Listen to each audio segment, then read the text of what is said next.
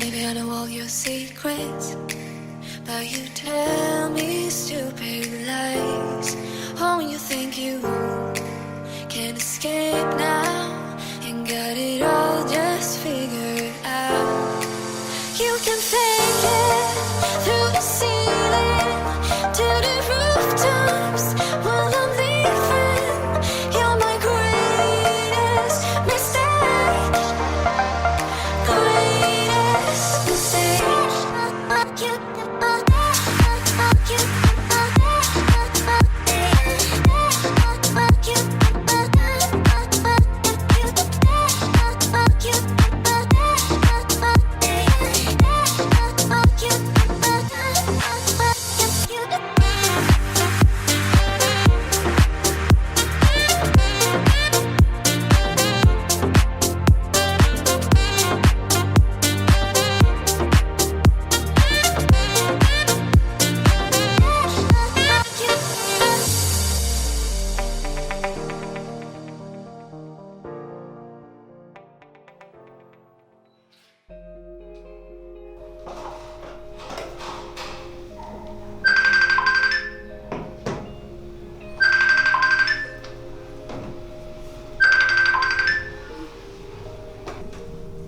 Dạ alo, em nghe nè anh.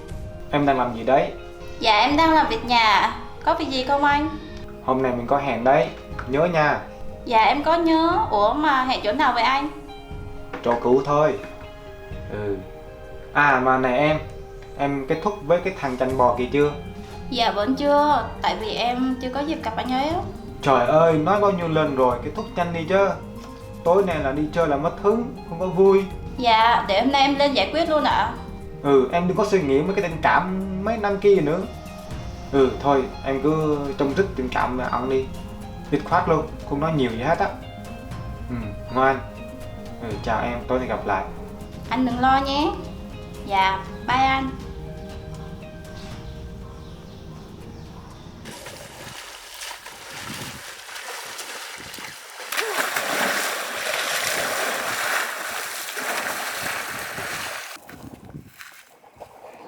Anh! Ủa, em? Sao em lại đến đây?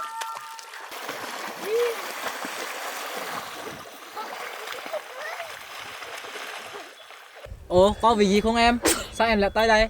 Thôi anh lên bờ đi, em có chuyện muốn nói với anh.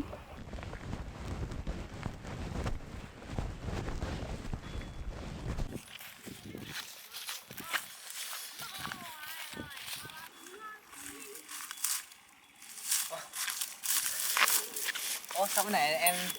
Anh, hôm nay em đến đây là có chuyện muốn nói với anh. À, thôi, em cứ nói đi. Thì ra thì chuyện này rất là khó nói, mà em đã suy nghĩ nhiều rồi. Chúng mình kết thúc đi anh. Ủa, em nói như vậy em đùa anh hả?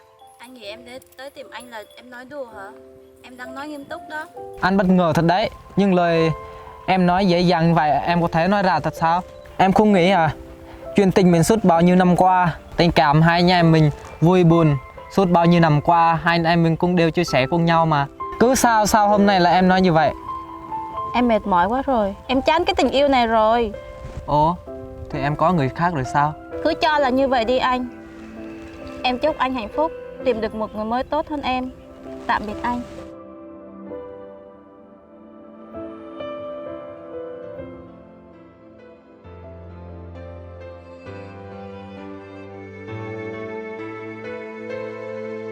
Vẫn thế, tình anh vẫn mãi trao em, không thể thay đổi.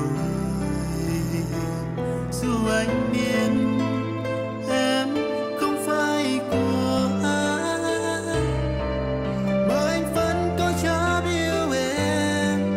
Đối với em đâu có nghĩa gì, thế mà anh vẫn giữ trong tim mình. Và ngày tháng trôi qua, em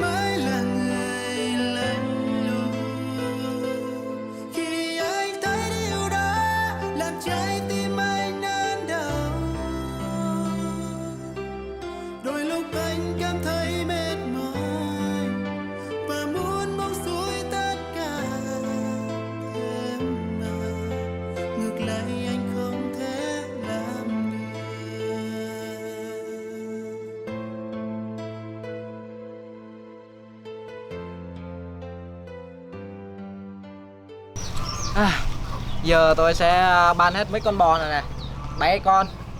Đây là bò mẹ nè, với lại bò nghép, bò con nữa, với lại mấy con bò Đức kia nè, đó. Mấy con kia nó cũng to khỏe rồi kìa. Đó, giờ ban hết 7 con luôn. Ok, quyết định vậy đi. Mua hết tôi cũng mua. Ok, được rồi. Đó, toàn là bò tốt không á.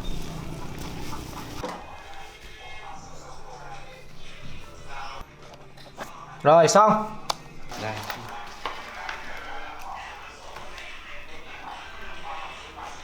Ok, rồi. Thầy cái nha.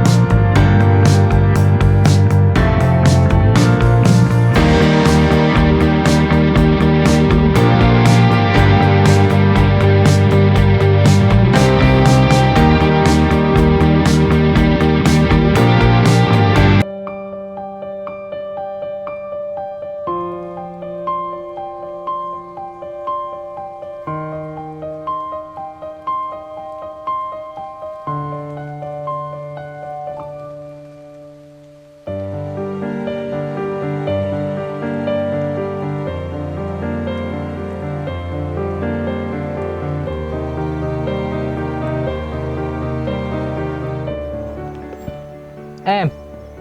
Ủa anh?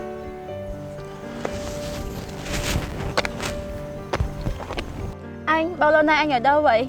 Em tìm anh mãi. Mình quay lại được không anh? Thôi, anh không bao giờ tin nữa. Nếu hồi xưa em không bỏ anh, chắc anh Thì sao anh? thì anh đã nghèo rồi. Hồi xưa em chơi anh nghèo, giờ anh có iPhone nè, có xe mô tô nè, có một điều quan trọng nhất, có vợ đẹp nè. Em hối hận chưa? Giờ mà đòi quay lại với anh hả? Nằm mơ đi em. Tạm biệt em.